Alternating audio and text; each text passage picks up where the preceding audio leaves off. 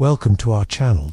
At present, we will explore how women in the middle a long time understood hygiene and the approaches they kept themselves clean in daily existence, filled with certain and exciting details. Back then, there used to be no cleaning soap, no showers, and no brand new cleansing products. So how did women control their hygiene?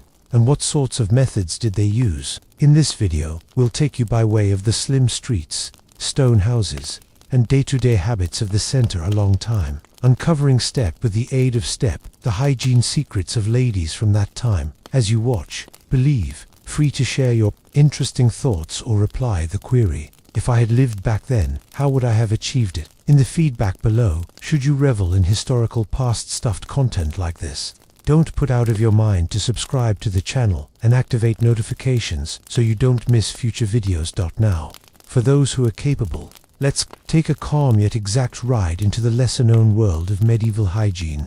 Within the long centuries that we name the Center Ages, life moved at a percent dictated by means of the rising and atmosphere of the solar, through the turning of the seasons, and by means of the demands of agricultural work and household renovation. For most women, the concept of personal hygiene was not formed with the aid of today's notions of sterility, or by way of the capable availability of soap and strolling water, but instead via traditions, realistic wants, and the resources that might be gathered, all set and used inside the modest confines of the home or community. At the same time, in these days, we might think the medieval world as a situation of unrelenting dust, and forget about the fact was once commonly a ways more nuanced. For even inside the limitations of the time, humans particularly with consistent and thoughtful methods of keeping themselves and their surroundings as easy as used to be functional, that in cities and villages alike, water was the most principal element in any form of cleanliness, but it was not anything that flowed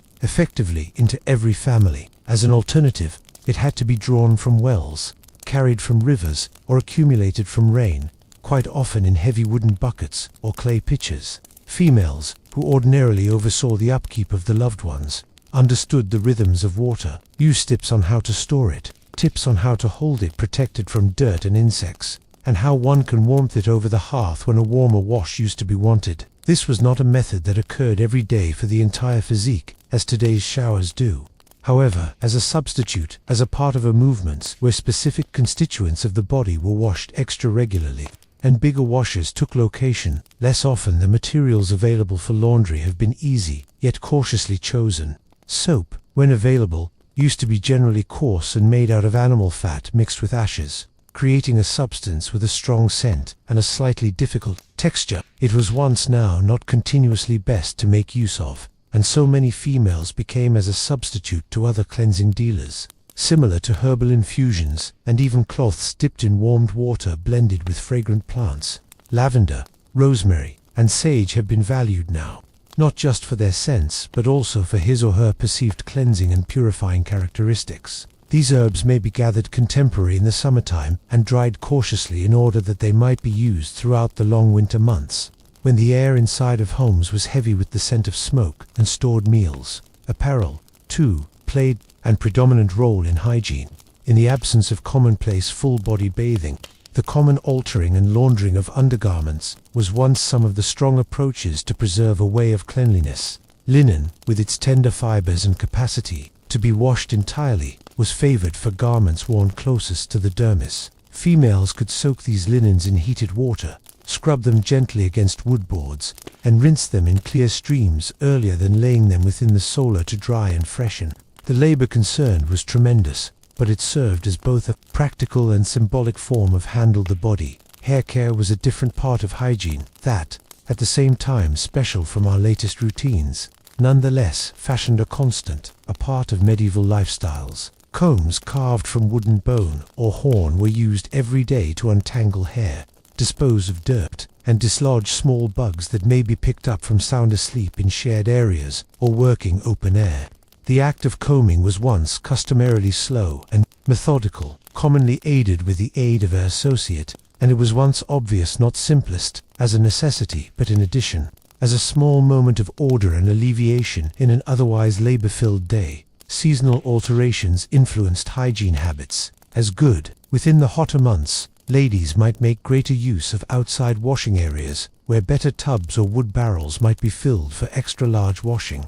In the chillier months, the fireplace became the center of all cleaning undertaking, with small cloths warmed earlier than use and steam rising gently from pots of water as women all set to wash their faces, hands, and necks. The balance between relief, modesty, and necessity guided these routines, and while full immersion baths were rare for many, they weren't totally absent above all in towns where public bathhouses nonetheless operated, though their status and availability is sorted largely throughout time and place. To appreciate women's hygiene in the core a while, I have to set aside contemporary expectations and instead snapshot an international where cleanliness was shaped via on-hand assets, by means of deeply rooted traditions, and by way of the functional knowledge handed down by means of generations. It used to be a sluggish, deliberate approach, constructed into the structure of everyday lifestyles, and it mirrored a view of the physique, now not as something to be regularly scrubbed into sterility,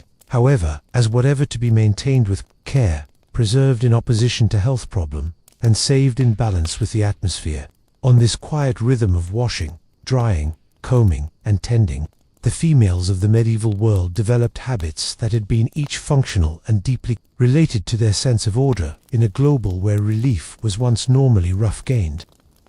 Within the everyday lifetime of a lady residing within the core, a long time, cleanliness did not arrive in the form of a swift morning bathe or a neatly organized collection of bottled soaps and lotions. As a substitute, it was once a pattern of small, deliberate moves repeated over the path of a day, woven into the rhythm of her different obligations, and adjusted according to the season, the weather, and the supply of water. The motive was once not to achieve the style of glowing, fragrant freshness that we frequently accomplish with modern hygiene, but to maintain alleviation, preclude ailment, and maintain a sense of dignity within the boundaries of what used to be possible. Morning on the whole commenced with the washing of the face and hands. A shallow picket or metal basin, crammed the night earlier than or freshly drawn from a bucket in the morning, would serve as the container for this small act. The water may be bloodless in iciness, sending a slight shock by way of the dermis, or gently warmed over the fireside to make the experience extra nice. In wealthier households, water might be poured from a jug into the basin with the aid of a servant or more youthful family member, enabling the girl to scrub without reusing the same water that others had already touched.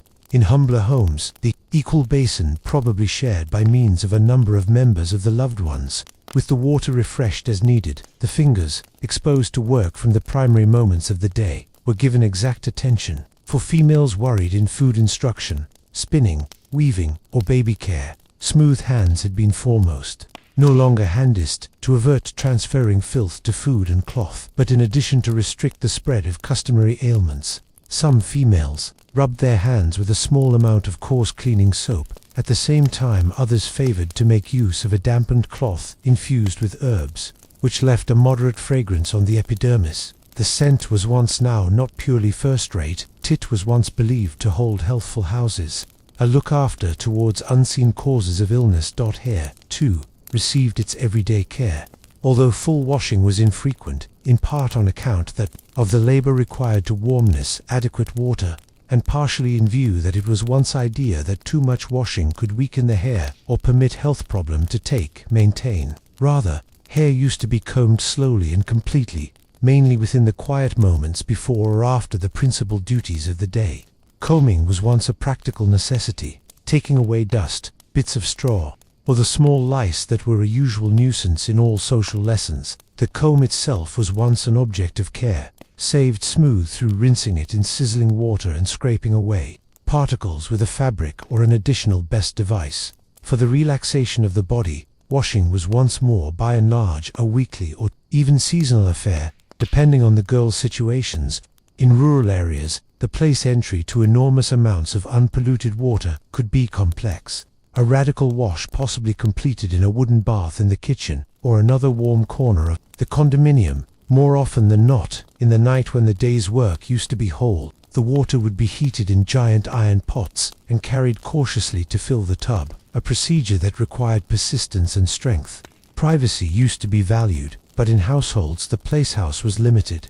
Bathing perhaps achieved with only partial undressing, specializing in areas that needed essentially the most awareness. such because the fingers, and undergarment covered ingredients of the physique. In towns, the place water might be purchased from water carriers or drawn from public fountains, and the place bathhouses nonetheless operated in some areas. Extra tricky bathing routines have been possible. These public baths had been routinely communal, with separate hours or areas for ladies, and offered the danger for a full immersion in sizzling water and expertise that might be both cleaning and enjoyable. Yet not all women visited such locations typically, as the price, the gap, and in some circumstances, ethical suspicion toward public bathing restrained their use. Natural washes performed a valuable position in these routines, mainly for women who would now not come up with the money for, or didn't want to make use of soap. Infusions of chamomile, thyme, or marjoram could be made by pouring hot water over the dried herbs, then enabling the liquid to cool, except it used to be comfortable for laundry. These tender preparations, now not most effective, helped cleanse the epidermis but also furnished a mild, soothing scent. Person who had masks, much less first-rate odors, in times when laundry and bathing were much less popular. In warmer months, ladies would prepare such washes in the morning and use them for the duration of the day, dipping cloths into the cooled water to freshen their faces, necks, and palms. Even the easy act of changing into clean linen was viewed a type of bathing, for it removed the layer of sweat and filth that had accumulated on the fabric closest to the physique. Females took nice care in laundering these clothes, soaking them in heated water, scrubbing them against wood washboards or smooth stones, and rinsing them utterly before drying them within the open air. Sunlight not best helped dry the fabric, however, was once also believed to purify it, giving the linen a freshness that used to be valued as so much for health as for remedy. In this method, hygiene within the middle while was much less in regards to the surprising transformation of the body by means of a single day-to-day ritual and extra concerning the steady, quiet preservation of cleanliness over time. Each and every action, whether it was once the combing of hair, the washing of arms, or the changing of linens, was once a small piece of a bigger sample. Person who females learned early in lifestyles and implemented without haste, without extravagance, and normally without remark. It was once, rather conveniently, part of dwelling, a technique of retaining each physique and spirit in a state of stability amidst the labors and uncertainties of their world. The protection of individual cleanliness in the center, a long time was once now not a fixed, unchanging habit, but one who bent and shifted with the turning of the seasons. The warmness of summer and the abundance of sunlight hours created possibilities for more everyday washing, drying, and airing of garb and bedding. At the same time, the lengthy, cold months of wintry weather ordinarily demanded a more restrained method. The place warmness and survival took precedence over the comfort of complete cleanliness. For ladies, whose lives were carefully tied to the rhythms of each household and household care, the changing climate introduced no longer only realistic challenges, but in addition refined shifts in how hygiene was once approached, experienced, and understood. In summer, washing used to be less complicated. Streams and rivers, warmed by the solar, might be used for rinsing linens or bathing in relative remedy. Women could take capabilities of early mornings or quiet afternoons to launder garments outside, enabling the brilliant daylight to dry and freshen them. The heat made it less difficult to dry hair after washing, and herbs gathered at their top might be steeped into fragrant water for cleansing the dermis. But summertime additionally brought its own burdens. Dust from dry roads, elevated sweat from labor within the fields, and the constant hum of insects. These realities intended that, while extra water used to be had for washing, more washing was once also needed. Wintry weather, by contrast, was a time when water used to be tougher to receive and probably bitterly bloodless to the touch. Snow could be melted for laundry. However, the gas needed to warmth gigantic amounts of water used to be invaluable, and so females mainly limited themselves to washing simplest those components of the body most wanting concentration. Cloths dampened with heat, water were used to clean the face, neck, and hands. At the same time, toes perhaps washed before sleep to put off the day's dirt and provide a small measure of relief. Clothing was once worn for longer intervals before washing, and heavier garments, by and large made from wool, have been brushed and shaken to get rid of surface grime as an alternative than entirely laundered. In such conditions, the scent of dried herbs stored from summertime could be a small, luxurious their perfume mixed into washing water, or even tucked into garbed chests to freshen garments. Inside this seasonal cycle, there was once additionally the quiet, however fundamental subject of menstrual field, not often recorded in detail in surviving records, yet an inevitable a part of women's lives. For most women, menstruation was once managed with simple, reusable cloths produced from worn linen, which might be folded, layered, and secured in location with ties or undergarments. These cloths have been washed discreetly, in most cases in much less public areas, and dried in areas the place they'd not be obvious through guys or visitors. The alternative of linen used to be realistic. It was once absorbent, reasonably at ease, and would be boiled to help get rid of stains and odors. In some rural areas, women would additionally use moss, delicate wool, or other common materials as absorbent padding, especially when linen used to be scarce. Menstrual hygiene used to be closely tied to recommendations about modesty, privateness, and even morality. While there have been no universally fixed ideas across all regions, in lots of communities, menstruation was once surrounded by means of a way of quiet separation, with some women refraining from distinct communal routine for the duration of this time, whether by way of customized religious guide or individual choice. Cleanliness in the course of menstruation was viewed fundamentally no longer only for alleviation, but additionally for retaining a lady's social dignity. Principally in households, the place, house, and privateness had been restricted. Cultural attitudes towards ladies' hygiene had been formed by means of a combination of realistic understanding, inherited tradition, and religious teaching. In some Christian writings of the medieval period, cleanliness was praised as a signal of godliness and respectability, whilst in others, too much concentration to individual look used to be cautioned in opposition to coaching, as it could be associated with vanity or moral weakness. For many females, the truth was once a quiet balance, maintaining the body easy, adequate to remain healthy and presentable, without indulging in what might be visible as unnecessary display. Natural competencies, mainly handed from older women to younger ones, performed a tremendous role in this stability.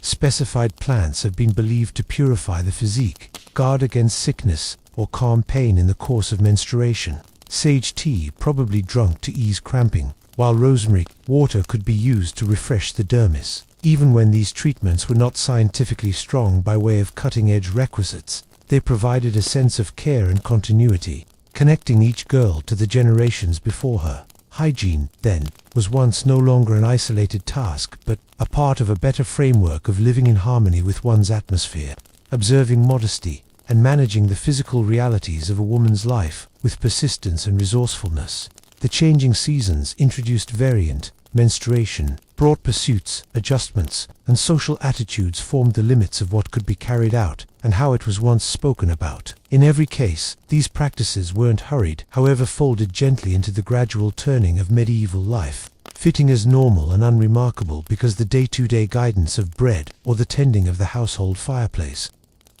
While a lot of a medieval lady's hygiene was once maintained within the quiet privacy of the dwelling, there were also moments when cleanliness became a shared, communal experience.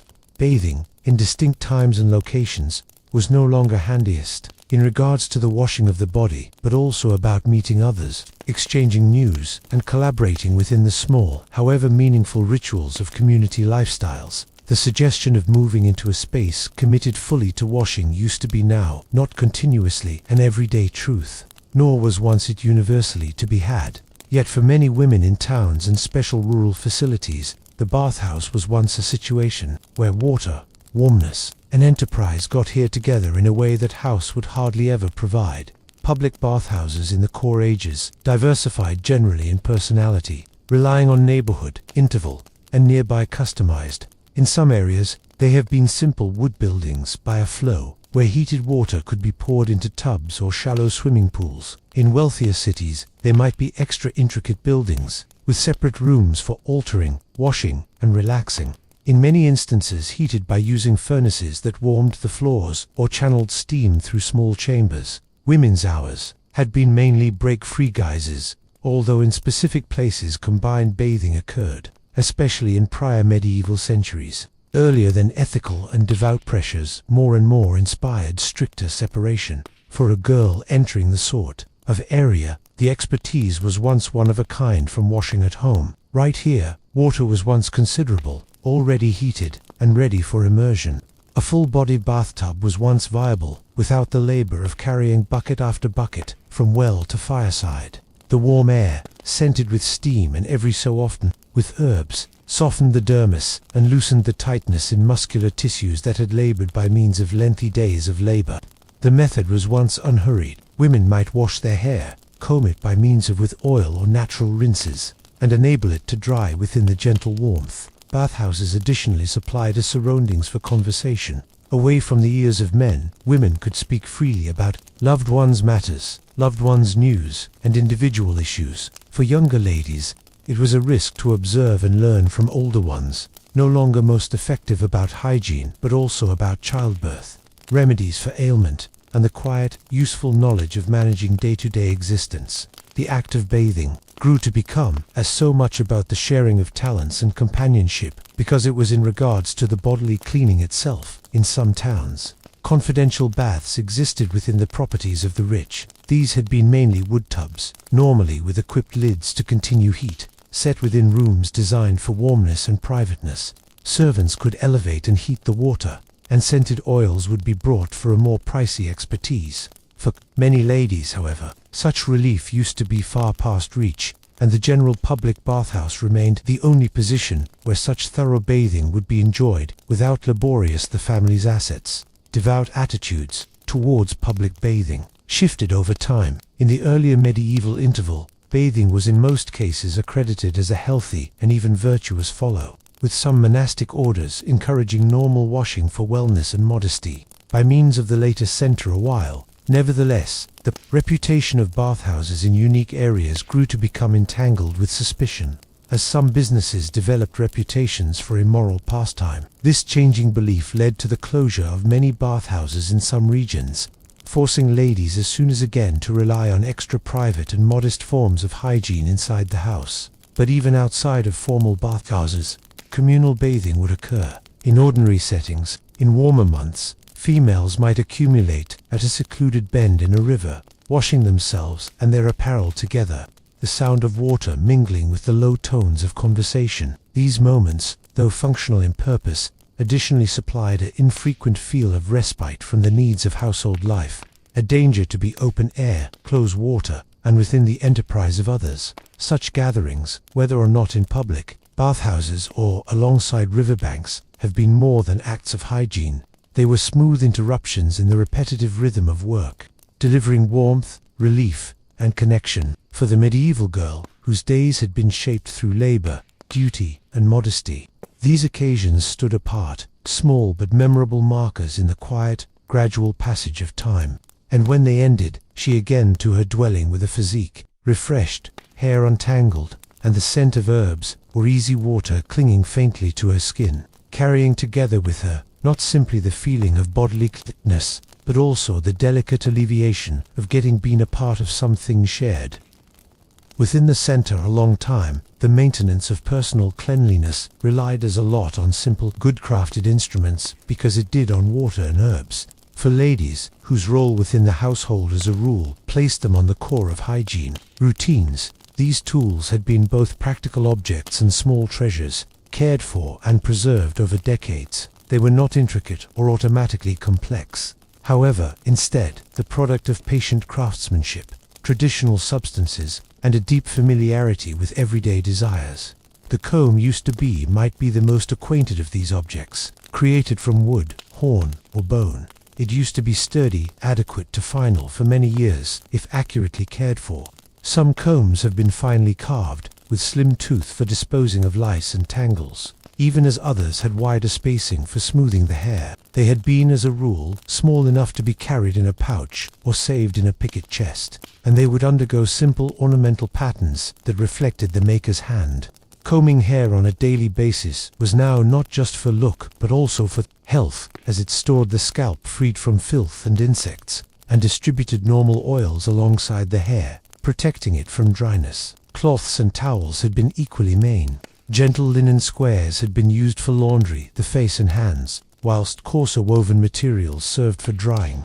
In wealthier properties, there perhaps a separate towel for each loved one's member. However, in more modest households, towels were shared, washed by and large, and dried within the sun. Linen was desired on the grounds that it could be boiled without shedding strength, a useful property when hygiene relied on the capability to wholly clean and reuse objects. Picket or metallic basins offered a portable way of washing, their dimension and form permitting for the easy rinsing of fingers, hands, or the pleasant basins were shallow, adequate to reach into effectively, but huge enough to keep a reasonable amount of water. They would be positioned on a desk, a bench, and even the ground, adapting to anything space used to be on hand. Some have been simple and realistic, whilst others, in wealthier households, had been polished and ornamented, reflecting each take care of appearance and the assets to come up with the money for such refinement. Soap, though now not continuously used daily, used to be nonetheless a valued item in lots of households. Early medieval cleaning soap was once on the whole made in the neighborhood, combining rendered animal fat with the ash from burned wood, creating a lye that, when boiled at the side of the fats, shaped an effective cleaning block. The feel used to be tough, the scent strong, and the effectiveness varied relying on the maker's talent. Some ladies preferred to scent their cleaning soap with herbs comparable to lavender, mint, or rosemary, making the washing approach more when soap was once scarce or too harsh, replacement cleansers have been used blended with water to form a gentle scrub, or cloths soaked in warm, natural water. Small grooming instruments additionally determined a situation in women's daily hygiene. Tweezers, customarily made of bronze or iron, could be used to dispose of splinters, pluck stray hairs, or are likely to small accidents. Nail knives or small shears trimmed fingernails and toenails, stopping dust from collecting below them. Such items probably stored together in a small bag or box, ensuring that they were able to be used when wanted. There have been additionally quiet innovations in how these tools and substances had been stored and equipped. Chests lined with dried herbs served now not best to retailer linens, but additionally to maintain them recent, because the scent of lavender, thyme, or chamomile was once believed to deter insects. Small pouches of scented herbs possibly tucked into clothing, acting as a movable form of freshness, notably valuable in crowded markets or in the course of long journeys. Even water storage had its own methods of care. Picket buckets, clay pitchers, and metal jugs were scrubbed regularly to keep them from developing disagreeable odors. In some cases, a sprig of rosemary or mint possibly dropped into stored water to preserve it tasting recent, although this also mirrored a belief within the protective residences of such crops. All these instruments and materials, from probably the most humble comb to the cautiously saved basin, represented a lady's resourcefulness. They were not luxuries, however steady companions within the ongoing work of preserving each private cleanliness and loved one's order. The medieval girl understood the value of every item, the care required to make it final, and the quiet satisfaction of using whatever good. On this manner, hygiene within the core a long time was once supported, not handiest by using talents and habit, but additionally by way of these tangible, good-crafted objects, which link the act of washing and grooming to the broader rhythms of everyday life. They have been silent helpers, a part of the unseen structure that allowed a family to operate, and their presence, although rarely celebrated, fashioned and foremost a part of the quiet dignity with which women met the demands of their world. In the medieval world, hygiene was in no way comfortably a matter of water and material. It existed within an online of beliefs, customs, and teachings that formed how ladies approached the care of their bodies. The impact of religion, neighborhood superstition, and the existing clinical theories of the time was once constant and some disconcerting, guiding not simplest what was once accomplished, but also how it used to be understood. For much of Europe, Christianity supplied the moral and religious framework inside which day-to-day existence unfolded. Cleanliness, in this context, carried each physical and symbolic meaning. Monastic orders, for example, most commonly prescribed general washing for useful purposes, fingers earlier than foods, feet earlier than communal gatherings, but in addition as an expression of humility and spiritual training. For lay, these values filtered into family lifestyles, encouraging the idea that maintaining the body in a state of order was a method of honoring the divine. Nevertheless, devout leaders additionally warned towards excessive attention to appearance, in particular if it was notioned to feed self-importance or worldly delight. In this approach, females have been stimulated to search a quiet stability enough to reflect self-appreciate, but modest in the display of individual care. The church calendar itself could influence hygiene routines, intervals of fasting, or pilgrimage regularly worried, simplified, residing, and in such times, bathing and grooming perhaps decreased, with the ache seen as a form of spiritual self-discipline. Conversely, designated feast days, weddings, and baptisms have been occasions when a lady might wash extra entirely, alternate into her first-rate linens, and anoint her hair with oil, providing herself at her most orderly and refreshed for the event. Alongside religious guidance, nearby superstitions and folk beliefs played a function. In some regions, it used to be notioned that bathing too mainly would weaken the physique, enabling illness to enter by way of the epidermis. Bloodless water, intargeted, was believed to hold the chance of chills that would result in fevers or lung ailments. Consequently, many ladies desired partial washes with warm water to full immersions in bloodless rivers, above all, in the less warm months. There were additionally beliefs linking special scents to safeguard from ailment, thought being that satisfactory herbal aromas would chase away the dangerous air's suggestion to carry sickness. This was a part of the broader medieval thought of miasma, the speculation that dangerous smells precipitated ailment, and that fragrant herbs, oils, or even scented cloth worn on the neckline could serve as a defense. Clinical concept within the core a long time, drawing heavily on ancient sources similar to Galen and Hippocrates, reinforced many of those practices. The balance of the physiques for humours blood, phlegm, black bile, and yellow bile ooze to be believed to investigate well-being, and hygiene was once mainly discussed in terms of preserving this steadiness. Too much washing, chiefly with hot water, used to be commonly suggestion to overstimulate the physique's traditional approaches. Even as too little used to be said to permit hazardous substances to linger. Women were advised, when viable, to scrub with moderation, picking instances when the climate used to be favorable and warding off extremes in temperature. These medical strategies also influenced using distinct cleansing agents. For illustration, rosemary used to be encouraged not only for its nice scent but for its warming, stimulating traits, which were believed to improve the physique. Chamomile was appreciated for its soothing homes, notion to calm both the epidermis and the mind. Vinegar diluted in water probably used to cleanse the dermis, both for its cooling influence and its supposed capacity to keep off illness. Religious and medical beliefs sometimes overlapped, primarily in the usage of holy water for washing. Whilst particularly a religious act, washing with water blessed through a priest was also seen by using some as supplying safeguard in opposition to physical ailment. In a similar way, pilgrimages to targeted holy springs combined the wish for spiritual grace with the hope of bodily therapy, as ladies bathed in waters believed to remedy illnesses or reinforce well-being. On this approach, women's hygiene in the center, a long time was guided with the aid of more than functional necessity, was once shaped with the aid of an entire framework of that means. Each motion, from the straightforward washing of fingers to the infrequent luxurious of a full tub, existed within a network of ethical recommendation, cautionary tales, and inherited wisdom. It was a form of deal with the body that was once certainly not thoroughly cut loose, deal with the soul. And whilst the beliefs surrounding it would look far off to cutting-edge eyes, they furnished medieval ladies with a way of order, reason, and connection to the arena around them.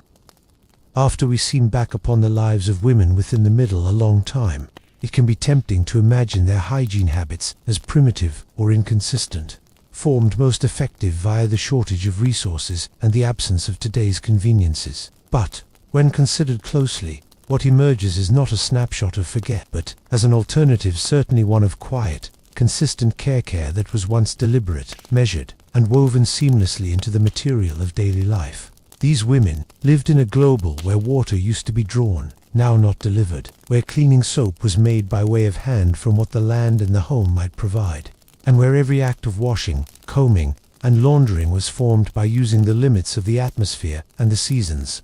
Cleanliness used to be now not pursued for the sake of consistent freshness or cosmetic perfection, but so that you could maintain comfort, avert illness, and continue a sense of dignity. Each and every small act, whether or not it was once the morning rinse of palms, the gradual combing of hair, or the careful folding of freshly washed linen, Carried, which means past, the on-the-spot second it, was once a part of a longer rhythm, one who linked the body's good being to the dwelling's order and the family's well-being. Hygiene, for these females, was not outlined by using single, decisive acts, but by way of an accumulation of habits, repeated over days, months, and years. The seasons dictated when bathing could be more general, when water could be used freely, and when it needed to be spared. Natural abilities enriched the easiest wash with scent and intent, while devout and cultural beliefs delivered layers of ethical and symbolic meaning to the care of the physique. Even in times when resources had been scarce or weather harsh, women observed ways to adapt, warming cloths earlier than use, scenting water with dried rosemary, or storing clothes with lavender to keep them fresh via the ICI nest. In this gradual and thoughtful approach, there used to be a style of steadiness, a realization that the body wanted care, but that care had to match into the broader demands of survival. This stability was not hurried, nor used to be. It measured in opposition to the relentless PC of modern-day requirements. As an alternative, it was once guided via the constant passage of time, with the aid of the patient work of palms that tended both family and self, and by means of the unstated understanding that cleanliness was once as a lot about keeping concord because it was about getting rid of dirt. What stays most striking is not the absence of present-day conveniences, however, the presence of resourcefulness, without running water, without factory-made soaps, or never-ending fabrics. Medieval females nonetheless maintained individual hygiene through easy instruments, seasonal potential, and an inherited knowledge that linked them to generations before. Their routines have been shaped by using necessity, but in addition by way of a quiet recognize for the body as something to be preserved and sustained. And so, after we think them drawing water from a good in the early morning mild rinsing, their faces with a material steeped in herbs, sitting with the aid of the hearth to brush their hair, or striking freshly washed linen in the solar we see not merely the absence of the latest but the presence of something enduring, the human instinct to take care of oneself and one's surroundings, to search out small moments of order in the middle of labor, and to keep alive a sense of well-being in an international that by and large demanded persistence. Sooner or later, the hygiene of medieval females was not just a set of practices, it was a way of residing, a quiet continuity of care that flowed, like water drawn every day, via the lengthy and sufferer centuries of the middle a long time.